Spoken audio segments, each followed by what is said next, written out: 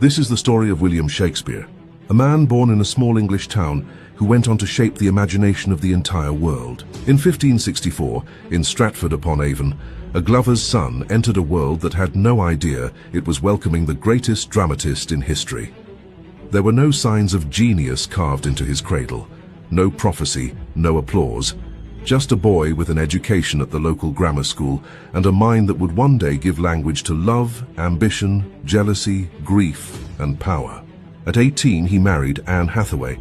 A few years later, he vanished from the records, what scholars call his lost years, and then suddenly he reappeared in London. Not as a nobleman, not as a scholar, but as an actor. London's theatre world was wild, competitive, and alive. Shakespeare joined a company that would later become the King's Men. He wrote for the stage, acted in his own plays, and helped build the Globe Theatre, where crowds from every class gathered to watch stories unfold. And what stories they were! He gave us the tragic hesitation of Hamlet, the doomed love of Romeo and Juliet, the vaulting ambition of Macbeth, the consuming jealousy of Othello, the political betrayal of Julius Caesar, the storm and reconciliation of King Lear and the Tempest.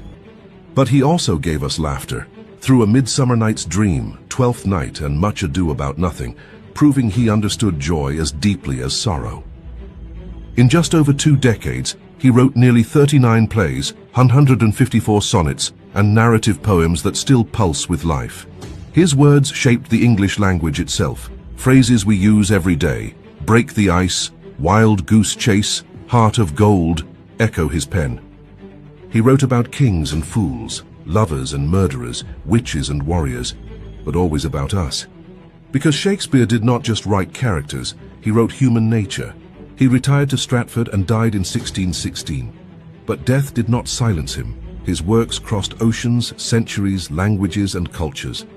400 years later, the question is no longer why we read Shakespeare. The question is, how could we ever stop?